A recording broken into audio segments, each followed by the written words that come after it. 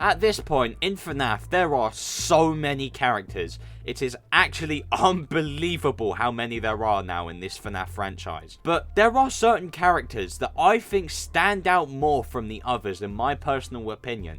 Certain ones that I think are just so much cooler and creepier in concept compared to absolutely everyone else. And in this video today, I'm going to be talking specifically about Nightmarionne, because he is my favourite character in the entire game, in the entire franchise. I just think there's something so cool about his design and the way that he just looks and what he represents within the FNAF franchise.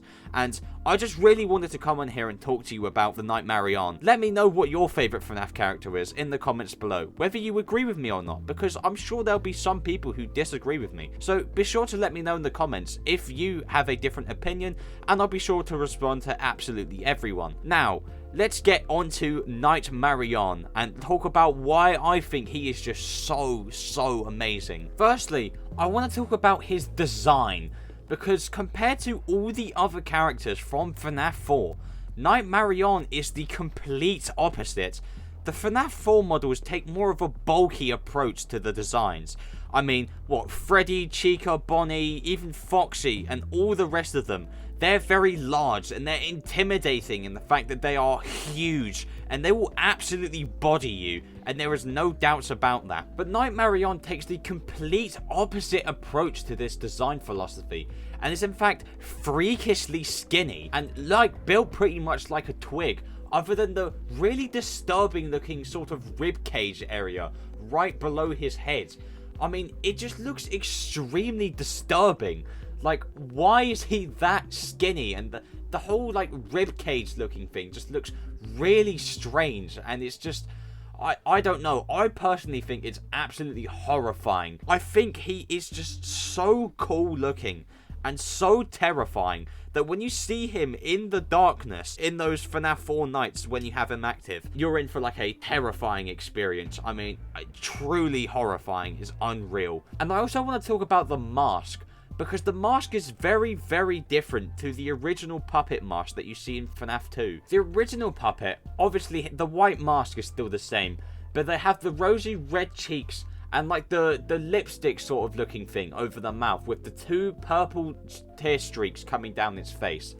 But the Nightmarionne is completely opposite to that and has just the two black streaks coming down its eyes with those sharp teeth. It's just nothing but black and white, and the way that it just looks is just, it's really strange, because we know that the original puppet did bring life to the children, and it's pretty much why the animatronic suits are possessed in the first place, because they gave life to the dead spirits and gave them life again in hopes that one day they would see their happiest day. But the Nightmarionne seems to represent something slightly different and not really anything of the sorts of what the original puppet represents. The tear streaks down the original puppet's face shows that it is haunted by some kind of vengeful spirit that wants to take revenge against William after his wrongdoing. The blackness represents something more sinister than just sort of vengefulness.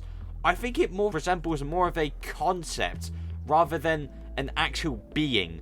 And I think that the Nightmarionne represents death in the FNAF franchise. The whole colour scheme for Nightmarionne is nothing but black and white, and those two white blinking eyes are just absolutely just terrifying, and I think that he is just the personification of death. The black and white colour scheme is very similar to what we see in traditional media of what the Grim Reaper is, and obviously the Grim Reaper we know is what represents death.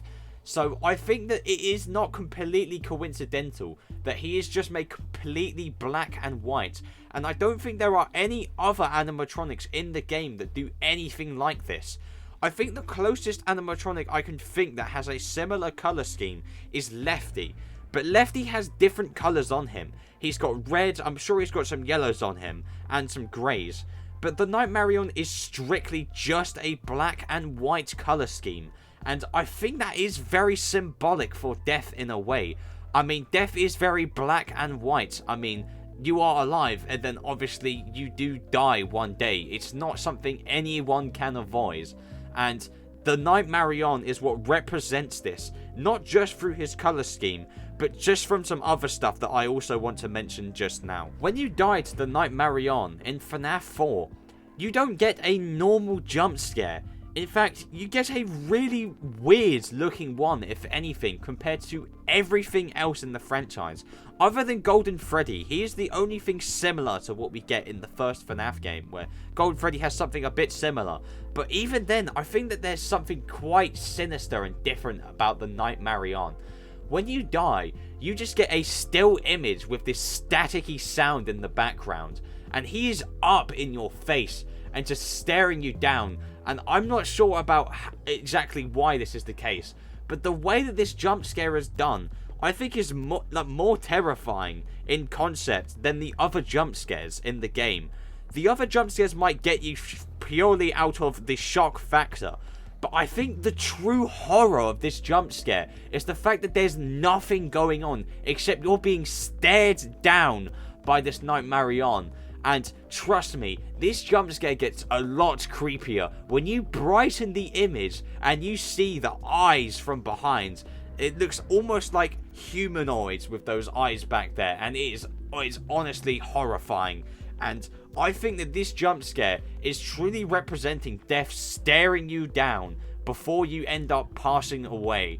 Because the way that it's just not, you don't get an actual jump. They don't jump out at you. It's literally just a singular frame. And I think that this game, in FNAF 4, the Nightmarionne, like I've been saying throughout this whole time, does represent death. And the Nightmarionne is what the last thing you see before you die. Because just the way that it is only just a single frame, I think that it works out too perfectly. The color scheme and everything, the two black tear streaks, I think it all lines up perfectly for the Nightmarionne to be the whole representation of nothing but death, and is the last thing you see before you die. That is truly horrifying when you start to think about that, and why I think this genuinely has to be one of the most terrifying jump scares in the entire game, because you are facing down quite literally with death. Like, that is something unlike any of the other jump scares, because from that we can assume that you are killed by the animatronics, but that is different from literally staring death in the face. I mean, that is absolutely horrifying. I mean, this is what all contributes to why the Nightmarionne is one of my favorite characters. No, sorry, is my favorite character in the entire of the FNAF franchise.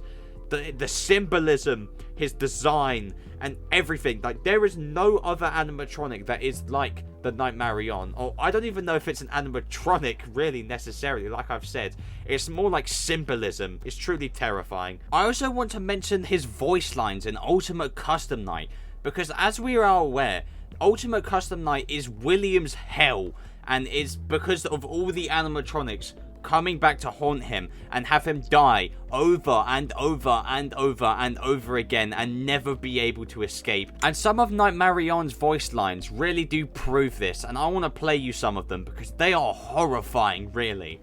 This is a nightmare that you won't wake from. This time, death cannot save you.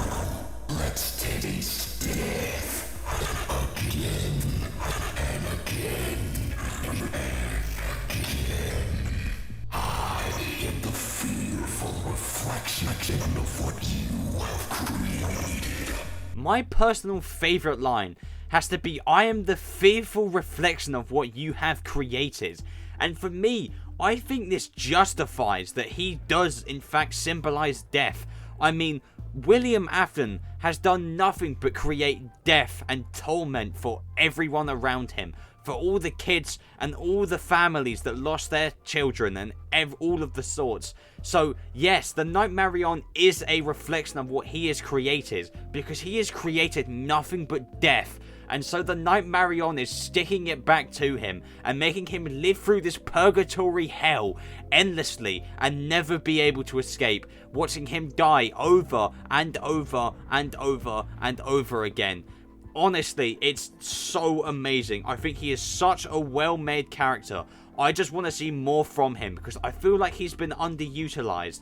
I really hope that he can be used in certain aspects and stuff like that. I know this would be a long stretch, and I doubt this would happen. But if he is somehow used in the FNAF movie, I will lose my mind. I will absolutely go mental and be so happy.